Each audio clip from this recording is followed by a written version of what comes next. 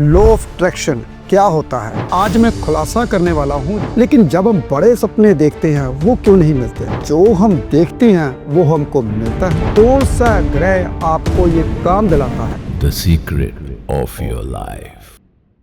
आज हम बात करेंगे मैनिफेस्टेशन के बारे में। लॉ ऑफ अट्रैक्शन क्या होता है? क्या जो हम देखते हैं वो हमको मिलता है? आज मैं आपको ब्रीकी में बताऊंगा कौन सा ग्रह इसमें शामिल होता है। जो आपको दिखता है वही आपको मिलता है।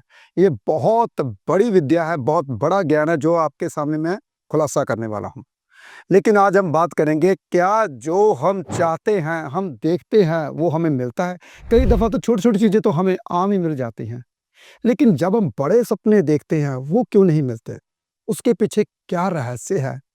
आपके जीवन में क्या चल रहा है, आज आपको मैं ब्रेक में बताऊंगा।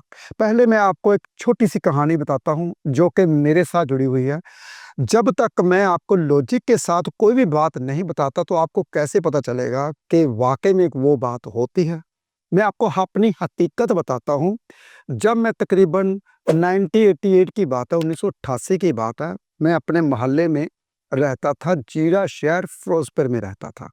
तो जितने भी मेरे मोहल्ले वाले थे वो मेरे को आकर हाथ दिखाया करते थे। ये हकीकत है, ये हद बीती जो मेरे साथ बीती है वही बात बताने वाला हूँ। आज मैं खुलासा करने वाला हूँ जो आप सोचते हो वो आपको कैसे मिलता है। छोटे होते हुए मेरे को शौक था हाथ देखने का। पूरे मोहल्ले वाले, मेरा निक नेम था लकी। सभी मेरे को जानते, जिला शहर में जितने भी जो मैं बात कर रहा हूँ वो बोलेंगे कि ये वाकई में ये बंदा सच बोल रहा है। जो जो मेरे साथ हुआ आज आपको मैं बताने वाला हूँ। जब भी मैंने उसे बोला तू ये काम कर ले, तू ऐसे कर, तू ऐसे कर, सबके काम बनने लगे। जो इंसान मेरे पास आता था, राय लेता था, वो मेरी राय उनके ऊपर काम करने लगी। तो मैंने उस वक्त सोचा कि यार आगे आने वाले समय में मैं क्या काम करूं, इससे बढ़िया काम नहीं है। मैं लोगों को राय दिया करूंगा, सलाह दिया करूंगा लोगों को। मैं आने वाले समय में एक ऐसा बड़ा ऑफिस खोलूंगा जिसमें लोग मेरे पास आएंगे, मेरी राय लेंगे और कामयाब होंगे। ये मैंने तब सोचा था जब मैं 7वीं क्लास में पढ़ता था।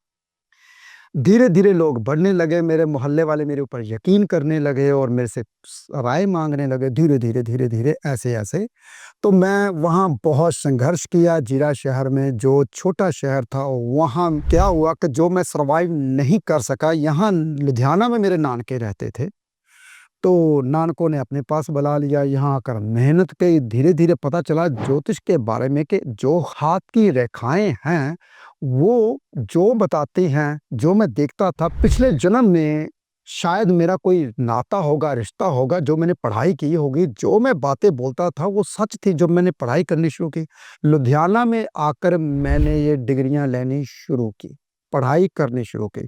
धीरे धीरे ज्योतिष के बारे में मेरे को ज्ञान आना शुरू हो गया। फिर मैंने ऋषि से लेकर महर्षि तक पीएचडी मेरी अधूरी रह गई, थीसिस लिखे ही रह गए। क्योंकि जब काम बढ़ जाता है तो पढ़ाई छूट जाती है। और कहते हैं ना, पैसे के दौर में जब इंसान लग जाता तो सभी पिछले काम छूट जाते हैं। तो ये थी मेरी कहानी। जो मैंने सोचा था कि मैं बड़ा ऑफिस खोलूंगा, लोगों को राय दिया करूंगा, पर भगवान वो कैसे मेरे सामने लेकर आया जब मैंने ज्योतिष सीखी। सोचा किस वक्त था? जब मैं तकरीबन 13-14 साल का था, उस वक्त सोचता था। जब मैं 10वीं क्लास में हुआ तब मैंने सोचना शुरू कर दिया मैं ऐसा ही ऑफिस खोलूंगा, मैं बड़ा ऑफिस खोलूंगा। तब मुझे ज्योतिष के बारे में नहीं पता था कि मैं ज्योतिषी बनूंगा, ऐसा कुछ नहीं पता था मेरे को।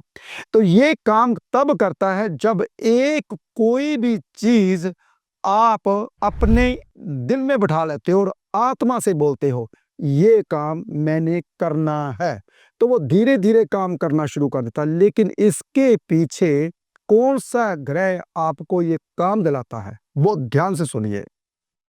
चंद्र और केतु। चंद्र आपका स्ट्रांग होना चाहिए, केतु की पोजीशन आपकी बहुत अच्छी होनी चाहिए। जिसकी केतु की पोजीशन अच्छी है वो जो बात बोलता है वो पूरी हो जाती है। आज मैं आपको केतु की पोजीशन के बारे में बताऊंगा। केतु की पोजीशन किस किस घर में हो तो वो कैसे असर करती है। लेकिन मेरे पास बहुत से लोग आते हैं, कहते हैं प्रोफेसर साहब आपने ये बोला हो गया, आपने ये बोला हो गया। वो कैसे होता है? जब कोई ज्योतिषी अपने ग्रहों को सही जगह पर बैठा लेता है। कोई भी पूरी दुनिया में ऐसा नहीं होता कि आप इस ग्रह को उठाकर वहां पे रख दें, लेकिन उपाय करने से ऐसा होता है कि ग्रह उस घर का असर देना शुरू कर देता है। बहुत ध्यान से सुनिए, कोई भी उपाय से हम ग्रह की प्लेसमेंट को चेंज नहीं कर सकते, लेकिन वो ग्रह उस घर का असर करना शुरू कर देगा। तो आज कहते हैं ना, मेरी इच्छा पूरी नहीं होती, मैंने मकान बनाना था वो बना ही नहीं।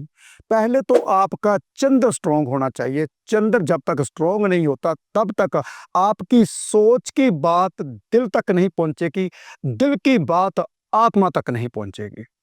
चंद्र, सूर्य और केतु। केतु आत्मा के साथ बहुत बारीकी में जुड़ा हुआ है।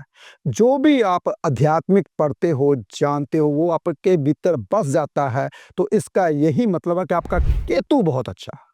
तो ये केतु ही आपको, जो आप देखते हो वो आप अंदर अपने मन में बसाते हो, तो केतु आपको वो चीज लाकर दे देता है। लेकिन छोटी छोटी चीजें हमें जल्दी मिलती है और बहुत बड़ी चीज बहुत जल्दी नहीं मिलती, क्योंकि हमें अपने ऊपर विश्वास नहीं होता। हम अपने चंद्र को कभी स्ट्रॉन्ग कर ही नहीं पाए कि जब तक हमारे भीतर वो बात बसे हम उसे पूरा कर दे। चंद्र को स्ट्रॉन्ग कैसे करना ये भी मैं बताऊंगा, आज केतु को स्ट्रॉन्ग कैसे करना ये भी मैं बताऊंगा। लेकिन पहले मैं आप सबको ये बता दूं, केतु की प्लेसमेंट कहां पर अच्छी होती है। केतु अगर आपकी कुंडली में 9वें घर में बैठा है, बहुत ध्यान से सुनिए, वो अगर बुरी बात बोलेगा तो पहले पूरी हो जाएगी, अच्छी बात बोलेगा बहुत देर से पूरी होगी। केतु 9वें घर में हो, चंद्र से केतु 9वें घर में आ जाए तो वो पिछले जन्म का फकीर होता है। वो जिसे जो बोल देता है कल्प कर, वो पूरा हो जाता है। जा तेरे साथ ऐसा नहीं होगा, उसके साथ नहीं होगा। जा तेरे साथ ऐसा ही होगा, उसके साथ ऐसा ही होगा। आज मैं आपको ज्योतिष के गूढ़ रहस्य बताने वाला हूं। केतु जब पंचम घर में आ जाता है तो वो चीजें देखता बहुत है, लेकिन पूरी बहुत देरी से होती है। जब वो चीजें देखता है पूरी बहुत देरी से, लेकिन होती हैं। केतु की प्लेसमेंट यहां पे भी अच्छी होती है, पूरी होती है लेकिन बहुत देरी से। केतु जब 12वें घर में होता है, वो जब भी जैसे ही चीज सोचता है उसकी बहुत जल्दी मिल जाती है उसे। लेकिन वो चीजें पॉजिटिव होनी चाहिए। जैसे ही वो बेईमानी करेगा तो जेल की हवा खानी पड़ेगी, लेकिन जैसे ही वो ईमानदारी से कोई भी बात सोचेगा तो उसे बहुत जल्द मिल जाती है। इसलिए मैं घर की छत के ऊपर झंडा लगवाता हूं, ताकि आपका ध्वज हमेशा ही लहराता रहे और जो आपकी इच्छा है वो पूरी हो जाए। तभी तो बहुत सारे इंसान मेरे साथ क्यों जुड़े हुए हैं, इसलिए जुड़े हुए हैं क्योंकि वो मेरे पास आते हैं, वैसा आपने बोला तो हमारा हो गया। लेकिन मैं उपाय में जो ग्रहों की प्लेसमेंट है वो उसको उसके घर का फल देना शुरू कर देती है, जब हम कोई भी बात को मानते हैं। यहाँ पे मैं आपको एक और उदाहरण देता हूँ। जब भी हम किसी इंसान को बोलते हैं तू ऐसा ही है, तू ऐसा ही है, तू ऐसा ही है, तो वो इंसान वैसा ही बन जाता है। 2 बच्चे हैं, एक बच्चा बहुत शरारती है, ये तो बहुत शरारती है, वो शरारती ही बन जाता है। इसके पीछे का जो लॉजिक है, जो आधार है, वो हमारे पुराने बुजुर्ग बोला करते थे, जो बात मुंह से बोलोगे एक दिन में वो पूरी जरूर होती है। इसलिए अपने बच्चों के बारे में कभी भी बुरा मत बोला करो। ये मत बोला करो कि यार वो बच्चा ऐसा ही है। ऐसी एग्जाम्पल मेरे पास बहुत ज़्यादा है। एक लेडी आई, कहती मेरा बच्चा, उसको सुनता बहुत कम है, देखता ही नहीं है, ऑटिज्म की प्रॉब्लम है, जिसे हम आजकल डॉक्टर कहते हैं ऑटिज्म, चीज़ों को घुमाता है। ये निशानियां होती हैं ऑटिज्म की। मैंने कहा आज के बाद ये नाम लेना बंद कर दो, आज के मैं 6 महीने की गारंटी देता हूँ बच्चा आपका ठीक हो जाएगा। कहते क्या करना है? मैंने कहा पार्क में जाना, लेकिन सबसे पहले ये बोलो हमारा बच्चा बहुत इंटेलिजेंट है, हमारा बच्चा बहुत इंटेलिजेंट है, बहुत समझदार है। ये कहना शुरू कर दो घर में।